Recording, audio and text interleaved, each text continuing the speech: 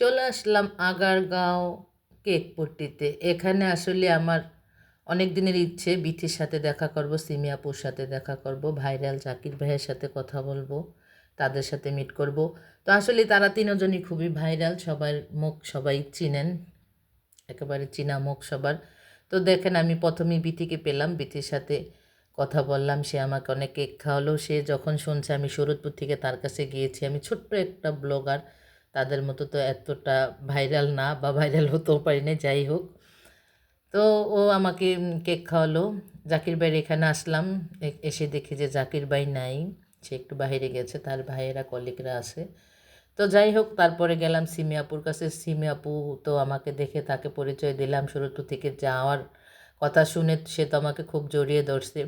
তা আসলে ভাই বোনেরা, আমি এটাই বলতে চাচ্ছি যে আপনারা যে আমার ব্লগটা দেখে থাকেন অবশ্যই বুঝতে পারবেন, আমি অতটুকুই আপনাদের রিকোয়েস্ট করব, কারো সম্বন্ধে না জেনে খারাপ বাজে মন্তব্য করবেন না। তারা এতটাই ভালো, তাদের ব্যবহার আমার অমায়িক লেগেছে।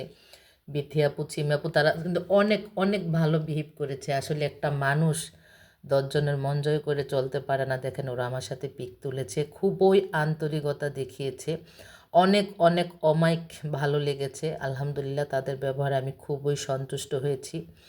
অনেক সেলিব্রিটির সাথে ওখানে আমার সাথে দেখা। তো দেখেন বিতি কিন্তু আবার আমাকে তার কি লাখ কেক নাকি, যাই হোক, এই কেকের ভিতরে নাকি টাকা ভরা আছে, সে আমাকে এই কেক খাওয়াবে। তো এই টাকার ভিতরে কিন্তু, সরি, কেকের ভিতরে কিন্তু আমি টাকা পেয়েছি 20 টাকা। এই 20 টাকায় আমার কাছে মনে হয়েছে আসলেই লাখ টাকা। এতটা সবাই আনন্দ করেছে এখানে। ও নিজে আমাকে কেকটা কেটে দিয়েছে, বলছে আপু কোথা থেকে খাবা। তো আমি দেখানোর পরে সে আমাকে অনেক হেল্প করলো।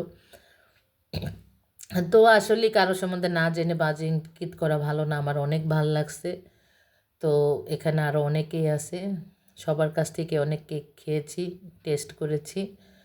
সবাই যেন উন্নত করতে পারে, ভালো করতে পারে, ভালো কিছু করতে পারে সামনে, সবার জন্য দোয়া করবেন। বাট সবাই আমার জন্য কিন্তু দোয়া করবেন বেশি বেশি। তো ওদের নিয়ে কেউ আর বাজে মন্তব্য করেন না। আসলে দেখলেই একরকম, আর না দেখে মানুষের সম্বন্ধে বাজে মন্তব্য করা, এটা তো আমাদের গুনাহ হয়, তাই না? মানুষের সামনে গেলে বোঝা যায় কে কেমন। ওরা খুবই ভালো মনের মানুষ। ও ব্যবসা করতেছে দেখে যে তারা খারাপ, তা না। আসলে আপনারাও যে যে জানেন না, তারা সামনে আসুন, দেখুন, অনেক ভাল লাগবে। তো ভাল লাগলে সবাই অবশ্যই লাইক কমেন্ট শেয়ার করতে বলবেন না। তো আজকের মতো আল্লাহ হাফেজ। কার কেমন লাগছে অবশ্যই কমেন্ট করবেন, বেশি বেশি শেয়ার করবেন। লাইক কমেন্ট শেয়ার করতে কিন্তু গাইজ কেউ বলবেন না। তো আজকের মতো সুস্থ থাকবেন, ইনশাল্লাহ আবার আসবো কোনো ভিডিও নিয়ে। আল্লাহ হাফেজ।